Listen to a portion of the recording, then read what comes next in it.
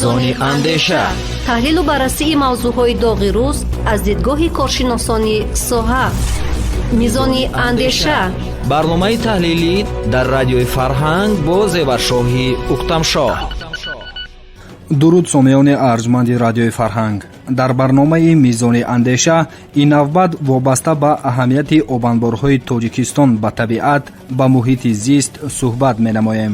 бо мо бошед.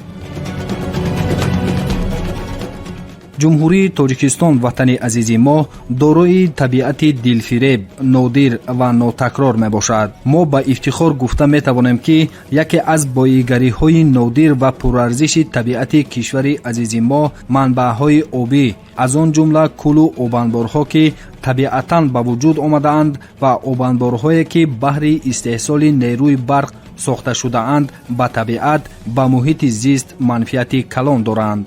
аҳамияти обанборҳои ҳудуди кишварро мо дар мисоли обанбори нерӯгоҳи барқи обии Норак баръаъло мушоҳида карда метавонем. далели возеҳи ин гуфта дар он аст ки обанбори мазкур ки дар солҳои 70-уми асри 20-ум бо об пур карда шудааст, на танҳо барои истеҳсоли нерӯи барқӣ аз ҷиҳати экологӣ тоза, инчунин тавассути нақби данғара ки дарозиаш 14 километрро ташкил медиҳад, барои обёрии заминҳои корам самаранок истифода бурда мешавад.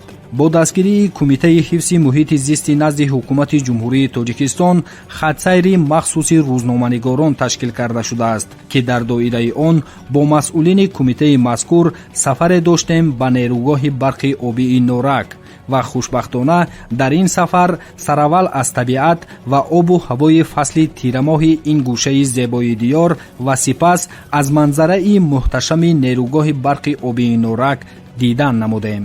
шунавандагони гиромӣ, дар ин сафар дар баробари масъулини бахши иттилоотии кумитаи ҳифзи муҳити зисти мамлакат моро сардори раёсати назорати давлатии истифода ва ҳифзи захираҳои оби кумитаи мазкур Саид Исмон Судурзода ҳамроҳӣ мекарданд, ки вобаста ба иқтидори энергетикӣ ва аҳамияти обанбори нерӯгоҳи барқи обии Норак ба табиат, ба муҳити зист маълумоти муфассал доданд, ки ҳоло фишурдаи онро ба самъатон мерасонем. имрӯз чиқеле ки гуфтем интихоб шудааст обанбори Норак, нисбати моҳияти ҳамин обанбор аз нигоҳи экологӣ ва аз нигоҳи иҷтимоию иқтисодӣ мехоҳем ҳарф занем. обанбор соли 1960 сохтмонаш оғоз гардидааст ва соли 1972 агрегати якуми нерӯгоҳ ба кор шурӯъ кардааст. аз соли 1979 ҳамаи агрегатҳои нерӯгоҳ ба кор оғоз бахшиданд ва татбиқи ниҳоии лоиҳа соли 1980 анҷом ёфт. иқтидори ҳар як агрегати нерӯгоҳ 300 мегаватт муқаррар шудагӣ буданд ва имрӯз баъди таҷдидҳо бо ин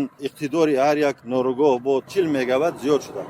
шумораи умумии агрегатҳои нерӯгоҳ ҳамагӣ 9 адад мебошад. иқтидори ҳар як кадомаш гуфтем тибқи талаботи лоиҳавӣ 300 мегаватт ба инобат гирифта шудагӣ буд ва баъди таҷдиди ниҳоии агрегатҳо айни ҳол иқтидори нерӯгоҳ 40 мегаватт боз изофа шудааст. дар хусуси моҳияти обанбори Норак сухан гӯем. хуб, шумо ҳама воқиф ҳастед ки дар тамоми дунё имрӯз бо сабаби гармшавӣ бо суръати иқлим масъалаҳои танқисии об дар тамоми давлатҳои сайёра мушоҳида мешавад ва бо мақсади ба танзим даровардани истифодаи об, бо мақсади ҳифзи манбаъҳои обӣ, бо мақсади самаранок истифодабарии захираҳои обӣ аз тарафи созмонҳои байналмилалӣ ва аз тарафи давлатҳо дар алоҳидагӣ тадбирҳои зарурӣ андешида мешаванд. имрӯз обанбори Норак вақте ки бунёд шуд, таъиноти ин обанбор якум таъиноти энергетикӣ дошт ва баъдан таъиноти обёрии соҳаи кишоварзӣ ва ба шарофати ин обанбор якум шаҳри Норак дар ин ҷо бунёд гардид. баъд аз ин корхонаҳои азими саноатӣ, яъне ки заводи алюминии тоҷик, заводи азотии вахш, заводи химиявии ёвон, ин гуна иншоотҳои бузург бунёд ёфтанд дар заминаи ҳамин нерӯгоҳ ки инҳо ба рушди соҳаи иқтисодиёти ҷумҳурӣ саҳми калон бозиданд ва бозида истоданд. ғайр аз ин таъминоти иҷтимоии аҳолӣ ҳам ин як мавзӯи бисёр муҳим аст. дар таъмини озуқавории аҳолӣ ки аз ҳамин об сарчашма мегирад, яъне аз манбаъҳои обӣ ҳам соҳаи кишоварзӣ, соҳаи энергетикӣ, соҳаи саноат ва иҷтимоиёти мардум сахт алоқамандӣ дорад ва ин обанбор саҳми худро дар муддати 40 соли фаъолият гузошта истодааст. имрӯз дар он сади обанбор, яъне сарбанде ки мо ҳозир ҳузур حضور داریم در بلندی 300 متر از خاک و آن اشیاء مواد طبیعی بنیاد یافته است که تا سال 2013 در دنیا از همه عظیمترین سربند و نادرترین سربند محسوب میشه، چون که در مدت 50 سال تجربه نشان داد که این سربند در شرایط تاجیکستان از همه برای استفاده موافق تر است. امروز همه ساله در حدود جمهوری تاجیکستان 64 میلیارد متر کوبی آب تشکل می‌یابد. یعنی این 60% ذخیره آبی آسیای مرکزی را تشکیل می‌دهد. اما جمهوری تاجیکستان از این ذخیره بزرگ همگی 20%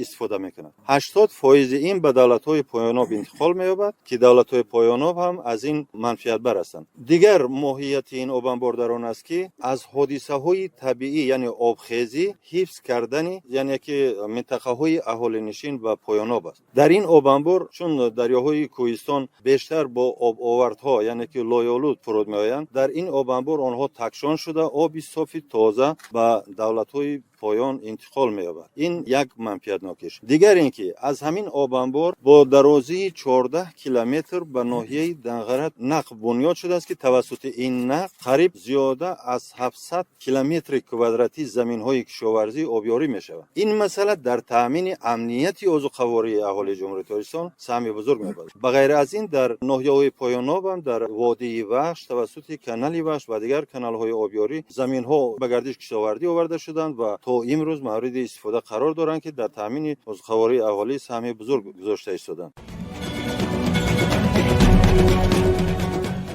баландии сатҳи обанбор дар нерӯгоҳи барқи обии норак 300 метр буда гунҷоиши ҳаҷми об дар он 10.5 километри кубиро ташкил медиҳад ва масоҳати умумии болоияш бошад 98 километрро ташкил медиҳад. ҷумҳурии тоҷикистон ки 93% масоҳаташро кӯҳсор ташкил мекунад, табиист ки дар вақти сарзадании ҳодисаҳои табиӣ аз он ҷумла боришоти зиёд ва баланд шудани сатҳи оби руду дарёҳо хисорот бештар ба мо мерасад. тавре мушоҳида шудааст, обанборҳои ҳудуди тоҷикистон он ҳама лоиёбаҳое ки аснои ҳодисаҳои табиӣ аз он ҷумла боришоти аз меъёр зиёд ба вуҷуд меоянд, тавассути кӯлу обанборҳо тозаву шаффоф намуда сипас ба кишварҳои поёноб интиқол мекунанд. тибқи таҳлилҳо дар 10 соли ахир аз ҳисоби ҳодисаҳои табиӣ ба ҷумҳурии тоҷикистон наздики $600 миллион хисорот расидааст. ин ҷо коршиносон аксари ин хисоротро ба обшавии пиряхҳо ва гармшавии босуръати иқлим умуман вобаста ба об медонанд. яъне кишвари мо ҳамасола хисороти ҷиддӣ дида тавассути обанборҳояш чунин ҳодисаҳои табииро бартараф менамояд ки дар ин сурат кишварҳои поёноб аз он эмин мемонанд. шунавандагони азиз, дар ҳамин росто ҳамсуҳбатамон сардори раёсати назорати давлатии истифода ва ҳифзи захираҳои оби кумитаи ҳифзи муҳити зисти назди ҳукумати ҷумҳурии тоҷикистон Саид Исмон Судурзода вобаста ба аҳамияти дигари обанборҳои ҳудуди тоҷикистон ба давлатҳои минтақа чунин гуфт: از همه ماهیت بزرگ این آب انبارادر چی است؟ در دولت‌های پایاناب یعنی رشد اقتصادیات و ساحه کشاورزی دولت‌های پایاناب ما هم خیلی گفتیم 60% ذخیره آبی آسیای مرکزی از اینجا سرچشمه میگیرد. از همین آب انبارهای ما وابستگی دارد، چون که تابستان در وقتی که زراعت‌های کشاورزی کشت کرده میشن و باید آبیاری کرده شوند، در صورت کم بودن آب از این ذخیره آب انبار ما میتوانیم که یعنی که به تنظیم دراریم آبگیری دولت‌های همسایه را، یعنی که در وقتی ضرورت آبی بیشتر ما سرتیم که اونها توانند زمین‌های کشاورزی خود را آبیاری کنند. یعنی که تنظیم استفاده آب هم سهمی بزرگ دارد این آب انبار. دیگر مسئله است، در تمام دنیا امروزها با مقصد استفاده انرژی آلترناتیوی کارهای زیادی رفته ایستاده است. یعنی که از استفاده موادهای نفتی، انگیش و دیگر کندنی‌های زیرزمینی دست کشیدن و به انرژی آلترناتیوی گذاشتن. تمام این نمود اقتصادی شما می‌دانید که در زمینه انرژی رشد می‌یابد، رونق می‌یابد. برای انرژی استحصال کردن باید که یا که اشیاء خام در کار یا که سرچشمه در کار. از این روز امروز اقتدار انرژتیکی که در جمهوری تاجیکستان است 527 میلیارد کیلووات ساعت در یک سال را تشکیل می‌کند. اقتدار انرژتیکی که در جمهوری تاجیکستان است در منبع‌های آبی، یعنی در منبع‌های برقرار شونده 527 میلیارد کیلووات ساعت در یک سال تشکیل میکند که از این اقتدار امروز در شرایط جمهوری تاجیکستان همگی 5-6% همین اقتدار استفاده شده است.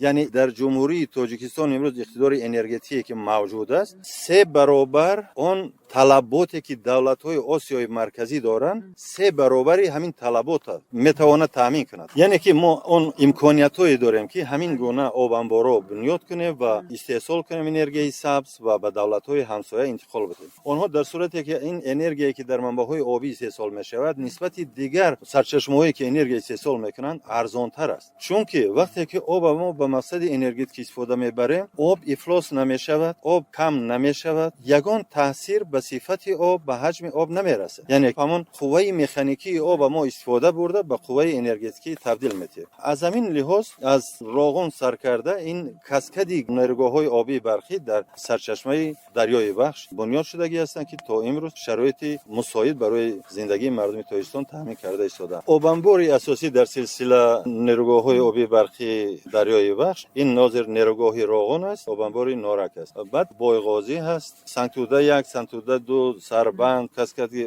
بخش و دیگرها. اونا اساساً نیروگاه‌های آبی برقی مجرایی است. برای آنها آب انبار و سربند بنیاد نگریده است. چون که از روی ریلیف بنیاد کردن همون انشاءات در اونجا در مثال سربند بلند بنیاد کردن امکان نداره. لیکن در آینده اشکالی که گفتیم نقشه‌های زیادی هستند که میتوانند بر رشد نمو و گلگوشکافی تاجیکستان عزیز و آینده مساعدت کنند. چون که بین نیروگاه نارک و نیروگاه راغون لایحه نوبی شوراب است. همچنین در مجرای دریای زرافشان سلسله نیروگاه‌ها پیش بینی گردیدند. این هم یک امکانیت‌های بزرگ انرژی جمهوری تاجیکستان است که از نگاه اکولوژی رشد ساحه استحصال انرژی سبز چی میاد؟ یعنی که در شرایطی که امروز تاجیکستان نوبسته از اونه که همگی 3% پرتوهایی که در آسیای مرکزی به هوای اتمسفر پرتو میشه همگی 3% رو سهم جمهوری تاجیکستان تشکیل میده و از همه سمت اساسی که خیلی که گفتیم برای استحصال انرژی صرف میشوند اون کندنی‌های زیرزمینی یعنی که انگشت و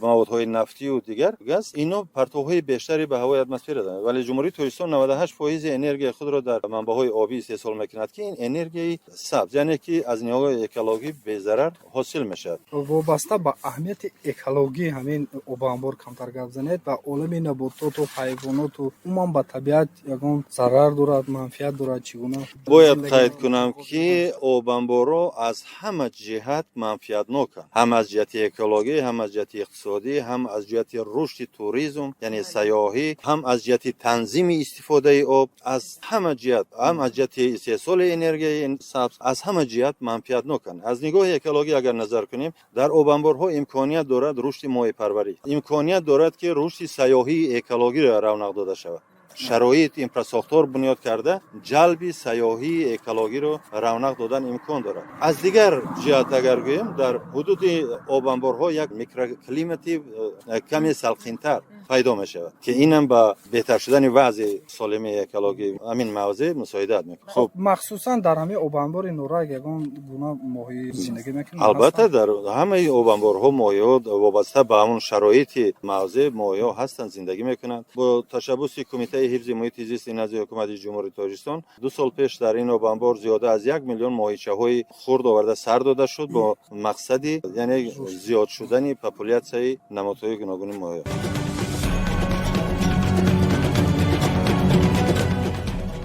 در برابر آبانبارهای بزرگ و طبیعتاً به وجود آمده که با نامهای سرز و اسکندرکل مشهورند چندین دیگر منبعهای آبی خرد و آبانبارهای نیروگاه‌های برق آبی در کشور ما وجود دارند. برخی بر آن نظرند که با بنیاد نمودن آبانبارها اقلیم در منطقه تغییر می‌یابد یعنی بارشات باران بیشتر می‌گردد. همصحبت ما سید اسمان صدورزاده میگوید برعکس آبانبارهای تاجیکستان سد ویرانشوی اقلیم در سطح جهانی شده میتوانند. شنوندگان گرامی حالا توجه نمایید به صحبت متخصص ساحه سید اسمان صدورزاده وابسته به اهمیت بین المللی آبانبارها. آبانبارهایی که در حدود جمهوری تاجیکستان بنیاد می شود اینا اصلا در مساحتی ناقدر کلان بنیاد می شود، چون که خیلی که شما حاضر شاهد هستید در بین کوه ها، یعنی که ما از بلندی که همین کوه ها هستن از همین برد میکنیم، در مساحتی ناقدر کلان این بنیاد می شود، از چقوری این ما ثمره زیادتر میگیریم. بنیاد آبانبارها تا او اندازه اقلیم سلخین نمیکنن یا که دیگر نمیسازن که گرمشوی پیشگیری شود یا که پیشگیری گرمشوی اقلیم بتون پیشگیری کرده شود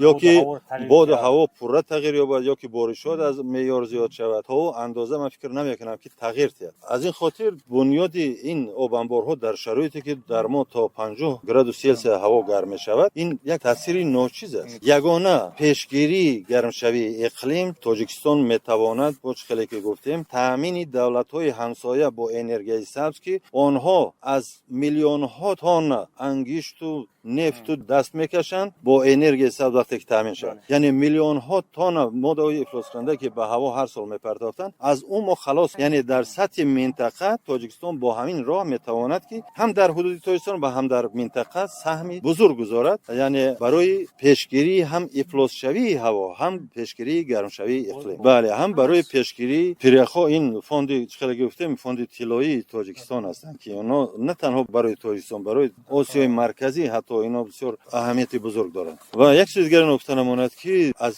افلاسی هوا را هم خیلی گفتیم ما وقتی که ما پیشگیری کنیم توسط زیاد کردن انرژی سبز از افلاسی هوا ما امین میشه، یعنی که افلاسی هوا میتواند به پس شدن ثمره‌ناکی زراعت‌های کشاورزی تاثیر رساند، هم میتواند به سلامتی مردم تاثیر منفی رساند، چون که هوا سرحد ندارد. در یک دولت منطقه یک دولت اگر چقدر پرتوبی که اگر به هوا پرتوید این به همه دولت‌ها تقسیم میشه. از روی تحقیقات‌ها پرتوهایی که ماده‌های سختی که در ترکیب هوا هستند تا 10,000 کیلومتر اثبات شده است که حرکت میکنند در هوا، یعنی که از یک منطقه به منطقه دیگر انتقال می‌یابد. و موافق معلومات‌های تشکیلات تندرستی عمومی جهانی هر سال از افلاسی هوا 7 میلیون آدم با مرگ بروقتی از دنیا میگذرند، یعنی که ما از این حالت هم میتوانیم تا درجه امین باشیم. محصولات کشاورزی هم از اون افلاسی هوا آنها میتوانند که زیان بینه، یعنی حاصلناکی اساسا موادهایی که لوبیاگی هستند و موادهایی که پنبرگ هستند، زراعتایی که پنبرگ هستند، آنها افزایششون کاهش می‌یابد، حاصلناکیشون کم میشه که این به تامین امنیت عضوخواری تاثیر بزرگ داره. از این جهت ما برتری را به دست میاریم. یک مسئله دیگر است، این گرمشوی اقلیم به سابقه است، یعنی در یک مدت کوتاه با تاثیر یک دولت دو دولت از بین بردن امکان ندارد، چون اهالی سیاره زیاد شده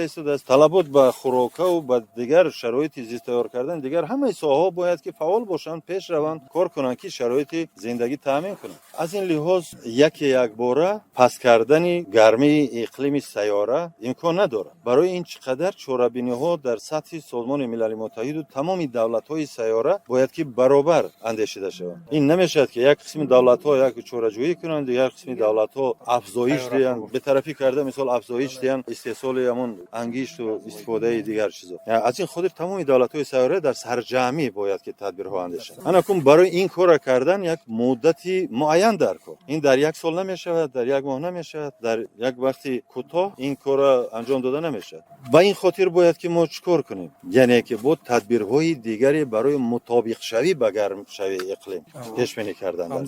همزمان ما در روند اونه که خیلی گفتیم جمهوری تاجیکستان یک دولتی است که به هوای اتمسفر نه اونقدر سهم بزرگ دارد برای افلاس کنی هوای اتمسفر، لیکن در همه جلسه‌های سازمان‌های بین‌المللی اشتراک می‌کند، عهده‌داری می‌گیرد و چاره‌جویی کرده است. خیلی که در سمت آب جمهوری تاجیکستان نسبت همه دولت‌های منطقه سیراب است، لیکن در سطح دنیا سیاست جهانی را جمهوری تاجیکستان پیشرفتی به دست گرفت، چون برای تامین اهالی سیاره چون این مشکلات در تمام دولت‌های دنیا بود، ولی که در این سطح تا این اندازه محاکمه نشده بود، راه اندازی نشده بودن مسئله و کاربری نشده بود، ولی از طرف جمهوری تاجیکستان پیشبری شد.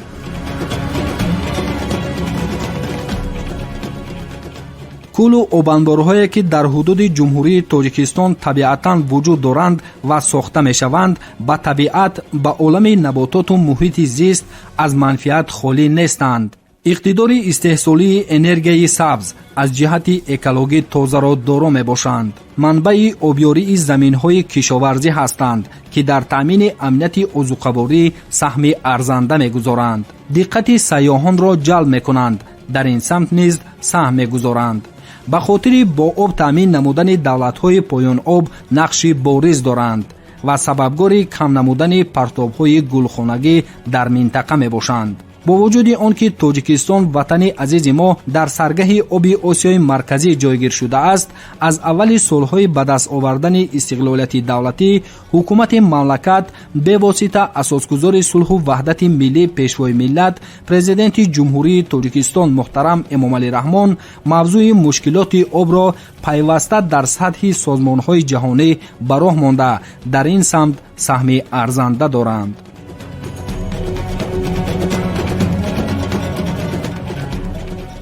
шунавандагони азиз, инҷо барномаи мизони андеша ба анҷом мерасад. дар банду басти барнома пайи хизмати шумо будем муҳаррир ва ровӣ ман зеваршоҳи уктамшоҳ, коргардон мавҷигул юсупова. бо барномаҳои радиои дӯстдоштании хеш радиои фарҳанг бошед.